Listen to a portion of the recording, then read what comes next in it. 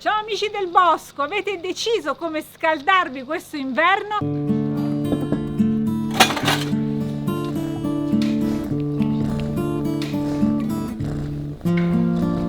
Quasi tutti sono così oppure... Sono circondata dalle stufe, sono venuta a trovare Axel che ci darà consigli e idee per risparmiare, per non inquinare ed avere una casa calda. Io sono autodidatta. Era praticamente la prima stufa che ho fatto, avevo bisogno di una stufa e non avevo i soldi per pagarla. E nella zona mia, Monaco della Baviera, ci sono tanti che fanno questo mestiere.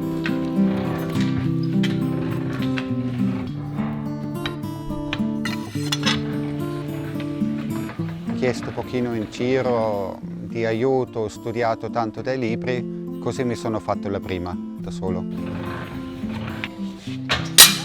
Sono nel laboratorio di Axel, specializzato nella ideazione e costruzione di stufe ad accumulo. Cos'è una stufa ad accumulo? La sua caratteristica è che è fatto in muratura, con una massa di pietra, in questo caso sono delle colate di porcellane, di refrattario. Un refrattario macinato, sono scarti di produzione, vengono macinati e poi si usano anche nei alti forni ad esempio. Un tipico metodo proprio delle zone fredde, dai Alpi, dai paesi dell'est, Russia.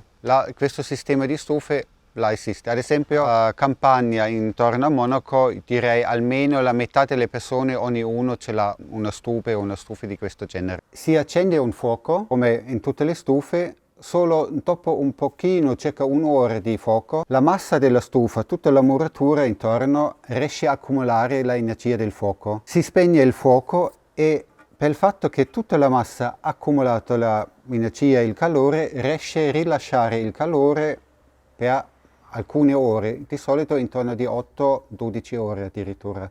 Il fuoco si spegne, si chiude lo sportello, si rende tutto ermetico e la stufa intanto rilascia lentamente il calore che ha accumulato. Al contrario della combustione a legna, si vede che non c'è spazio per la legna.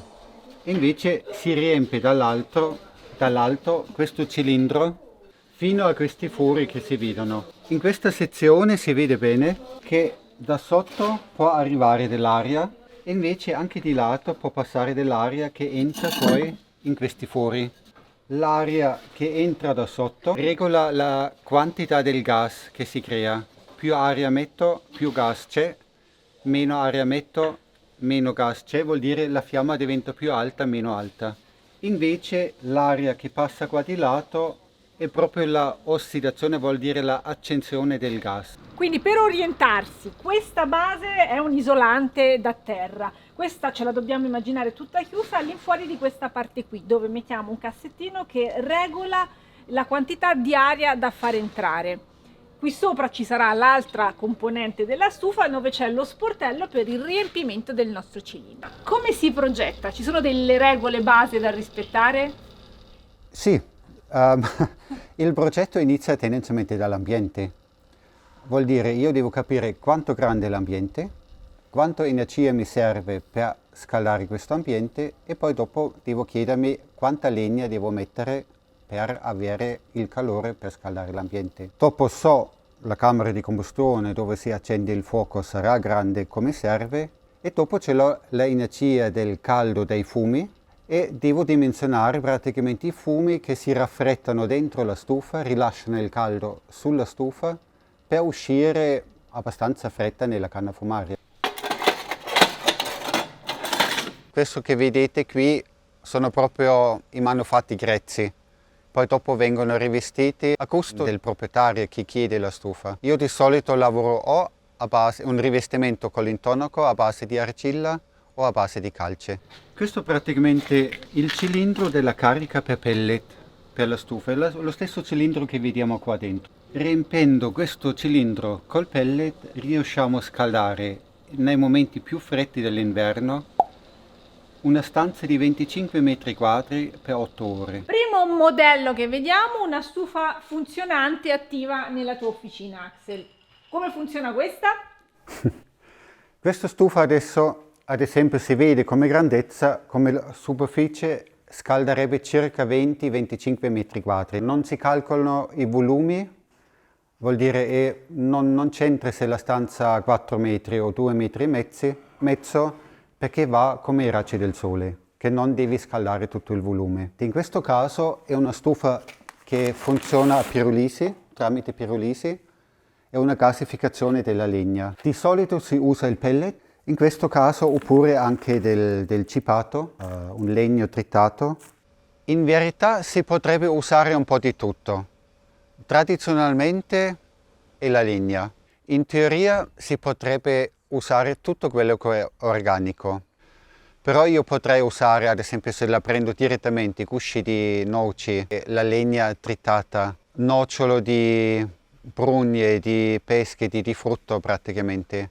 Tutto quello che potrei usare tranquillamente prendendo direttamente dallo scarto di produzione agricola. Il prossimo sarebbe praticamente di usare anche la vinaccia, potatura, segatura, delle cose così e pelletare. Avere proprio la granulometria più omogenea. E più omogeneo è, meglio funziona la pirolisi. Si potrebbe fare proprio tanto senza abbattere neanche un albero. Ad esempio anche le foglie che cadono si possono pelletare. Come si accende? Allora, intanto al contrario di una stufa a legna, viene riempito qua dentro una colonna, un contenitore col cipato qua. Ma ci stanno circa, quanti erano? 3-4 kg. Poi io devo riempire praticamente tutto il contenitore. Il funzionamento dopo è così, che io non accendo, non faccio bruciare direttamente il carburante stesso e creo tendenzialmente qualcosa come una carbonaia. Cerco proprio a gasificare il materiale. Con la stufa pirolitica non si brucia il cippato, ma si fa una gassificazione. Ora vediamo di capire meglio cosa significa. Il principio è quello. Abbiamo al centro un cilindro che abbiamo riempito appena col cippato. Io accendo adesso in alto e accendo in questo caso tramite alcol. La fiamma dell'alcol brucia e sviluppa una certa temperatura intorno ai 900 gradi e riesce a scaldare il cipato sotto. Vuol dire anche il cipato inizia a fare gas, anche un pochino di fiammelle sue, col ossigeno oppure con l'aria del suo ambiente. Appena bruciato il primo centimetro del nostro riempimento, la gasificazione scende. Invece l'aria non arriva più perché la gasificazione oppure il carbone ha fatto una crosta. Vuol dire verso il basso si crea solo fumo oppure il gas. Invece per il fatto che avevamo sopra la fiamma prima dell'alcol, la fiamma c'è ancora e in questa altezza entra dell'aria. Vuol dire il gas viene prodotto sotto e si accende in alto. Diventa un pochino come il fanello della cucina. Quindi l'alcol bruciando mi alza la temperatura, arriva a 900-1000 gradi. Sì. Quindi il primo livello poi di cippato si incendierà perché c'è ancora ossigeno, quindi avrà anche una sua fiamma. Invece si crea come una crosta che non fa passare l'aria sotto. E sotto quindi grazie alla temperatura alta si innesca il processo di gassificazione. Quindi la legna si tira fuori il gas invece di bruciare. Qua dell'intercapedine, qua di lato, sale l'aria e riesce a entrare nel cilindro con questi buchetti. Okay, e così questo è praticamente come i fuanelli.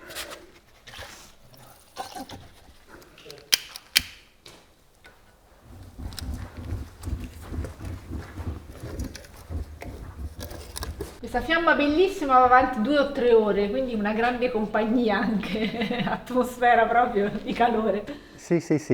Il bello è praticamente si può usare col pellet, col cipato. Pellet funziona molto bene come grandezza, come grano perché è molto regolare.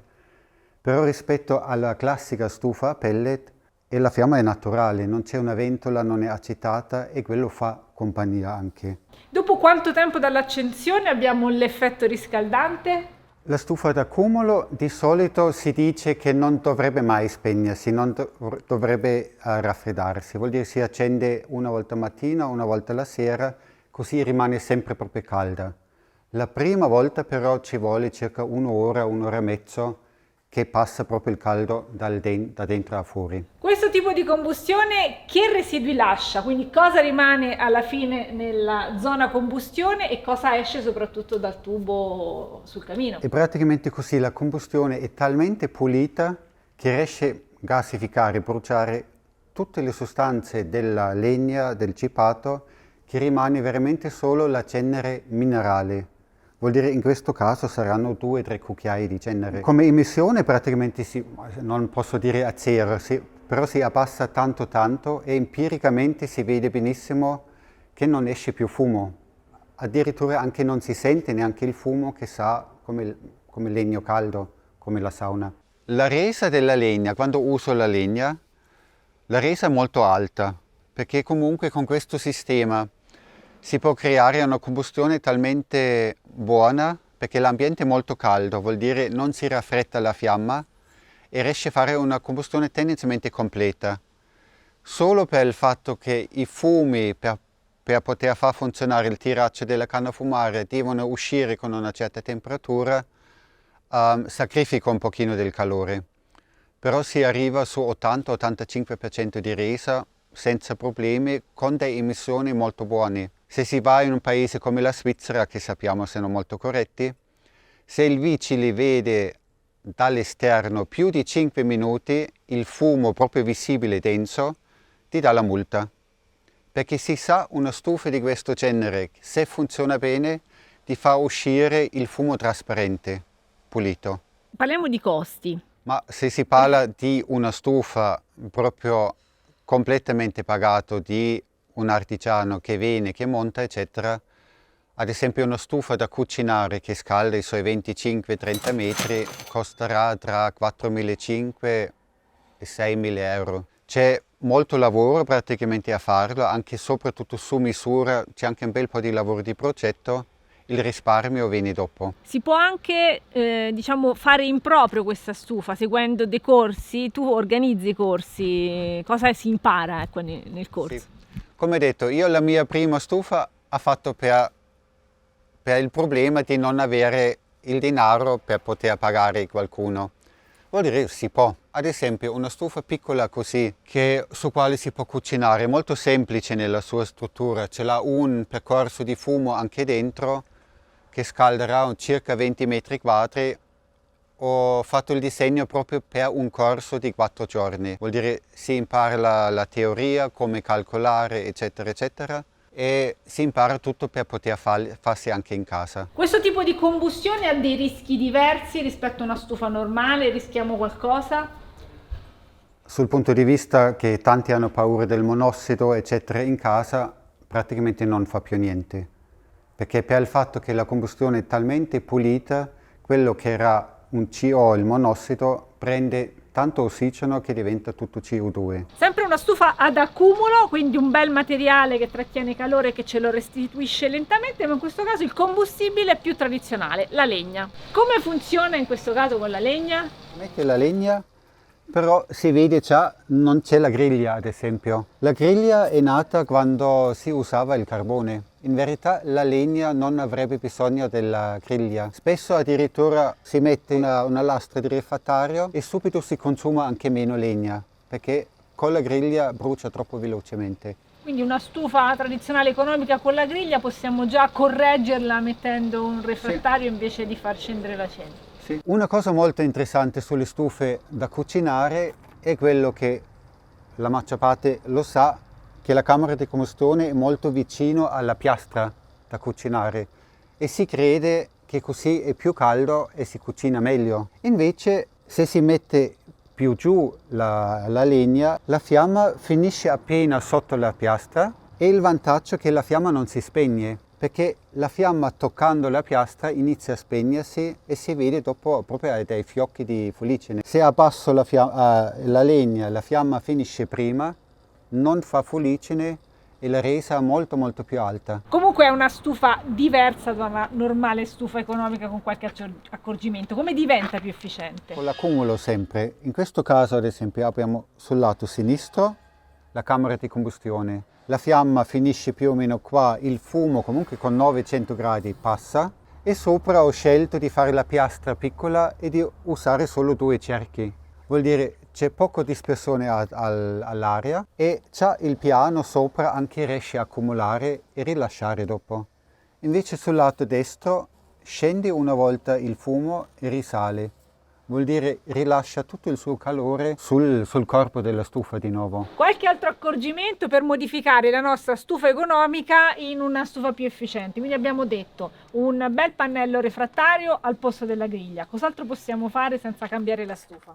Una cosa, chi ha un pochino di manualità che si può fare, che cambia veramente tanto, noi sappiamo che la stufa economica ha 2 sportelli, uno per la legna e uno per la cenere. La cenere tendenzialmente possiamo dire anche il cassetto per la cenere non serve per forza. Allora si potrebbe dire io tolgo la griglia, metto giù nel basso del refrattario, rivesto un pochino e accendo in basso. Così la fiamma brucia bene, diventa più o meno il sistema come qua. Anche oggi chi impara il mestiere proprio di fare stufe si insegna in questo modo. Una delle cose più importanti è che la legna deve essere asciutta, stagionato di 2 anni e la legna stagionato 1 anno ha ancora 50% di solito di umidità. Stagionato 2 anni sono 20% e la resa si raddoppia. Chi usa la legna dopo 1 anno non è solo che rende meno, fa anche meno caldo, inquina di più e soprattutto anche il vapore che esce si mescola col calore del fumo e tira giù la temperatura, come buttare via la metà. Axel, grazie per tutte queste soluzioni, siamo nel pieno di una crisi e quindi dobbiamo scoprire come rimanere al caldo, stare bene ma soprattutto consumare poco e non inquinare, mi raccomando. Si possono fare dei corsi, ci si può formare, è molto importante essere consapevoli, vi lascio tutti gli indirizzi per seguire eventualmente i corsi di Axel, per avere altre informazioni. Mettete qua sotto qual è il sistema che vi è piaciuto di più e se volete altri approfondimenti. Grazie, ci vediamo al prossimo video. Grazie, ciao. È che ne un altro.